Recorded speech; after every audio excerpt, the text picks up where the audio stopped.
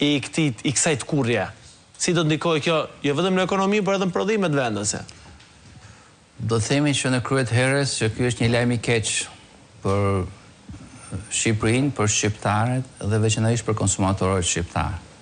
Pra kemi një tkurrje të vazhdueshme për 500 vit me radhë të bujqësisë shqiptare. Diku ka shkuar minus 0.64, minus 0.46%.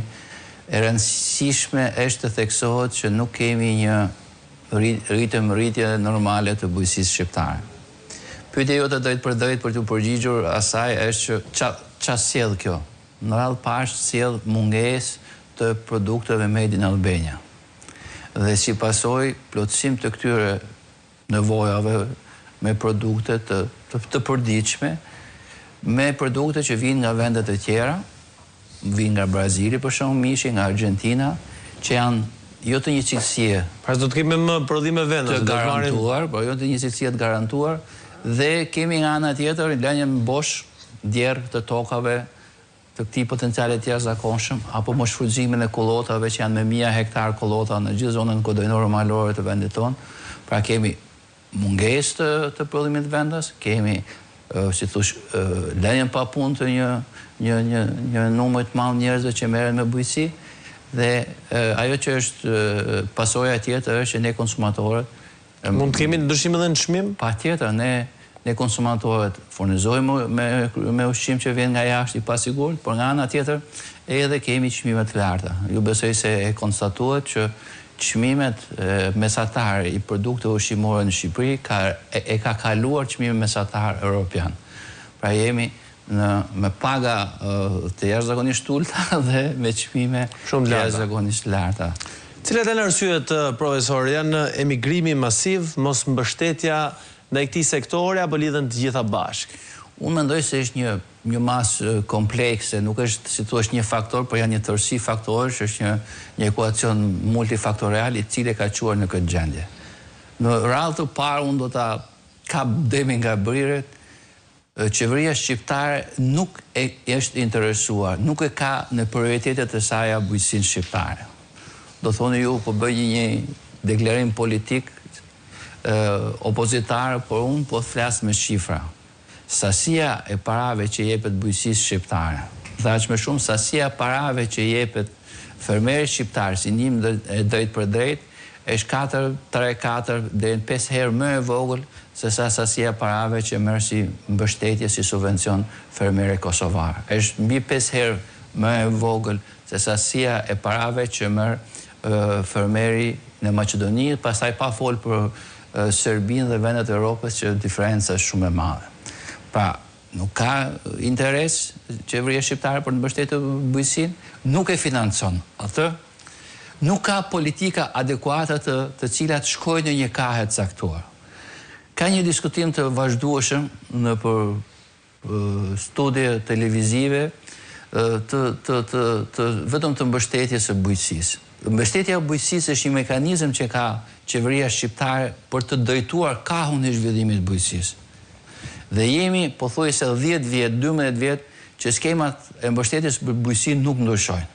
Pavarësisht se në studimin e FAO-s të 2022-shit thuhet që vetë skemat mbështetje të qeverisë shqiptare, sidomos për blegtorinë, ka çuar në reduktimin e numrit të baktive në Shqipëri. Pra, si ti vazhdon të mbash një skemë e cila nuk e ndihmon blegtorinë shqiptare, por përkundazi ka çuar, sipas shifrave dhe zyrtare të Instatit të javës së kaluar, ka çuar vetëm në 10 vjetet e fundit në reduktimin me 37%. Profesor, është e qëllimt kjo, apo kaq din kaq bën? Jo, unë mendoj se që doja ta vazhdoja atë idenë time, pra që është komplekse, pra nuk ka interes, nuk ka financim, nuk ka politika, për të forë vetëm për një aspekt. Në Shqipëri nuk ka një politik të caktuar për mbrojtjen e prodhimit bujqësor nga fatkeqësitë natyrore. Jo më larg se para 2-3 javësh në jugun e Shqipërisë, Breshi stuhit bën namin duke dëmtuar prodhimin e qindra hektarëve me tokë. Nuk ka një sistem sigurimit në bujqësi ku qeveria shqiptare të ketë mundësi të sigurojnë ose të paguajë vetëm primin e sigurimit për një periudhë kohe, derisa një skemë për bujqësinë të ngrihet dhe të bëhet rentabel dhe të bëhet vetëmbajtëse. Nuk ka një politikë të mbështetjes financiare me kredi.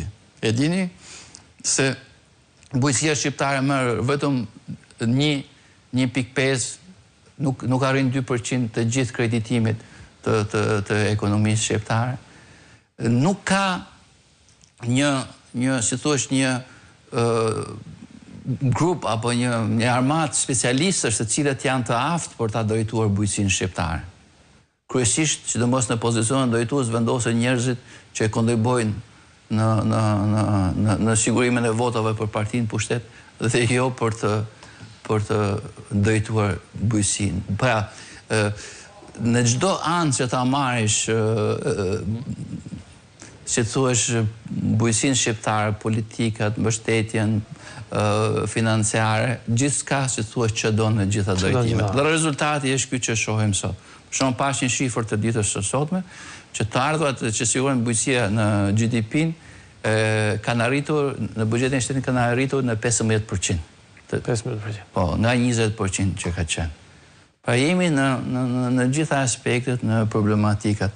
Pasojat direkte, cila është një tjetër pasojë direkte që sjell çmimet shumë të larta të çfarë ndojnë në xhepat e gjithë familjeve, të shitjes me pakicë. Për shembull, kjo është edhe një problem tjetër që ka të bëjë me zinxhirin e gjithë tregtimit të produkteve bujqësore. Sepse sipas shoqatës së fermerëve, rreth 90% e gjithë transaksioneve që ndodhen në bujqësi, pra shitblerjet, janë informale.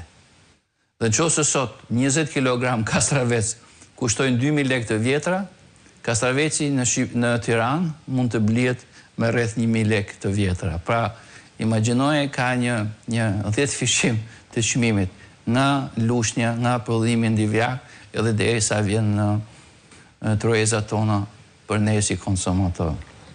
Pra situata është e zezë dhe mendoj se duhet ndërhyrje shumë të fuqishme, por edhe duhet që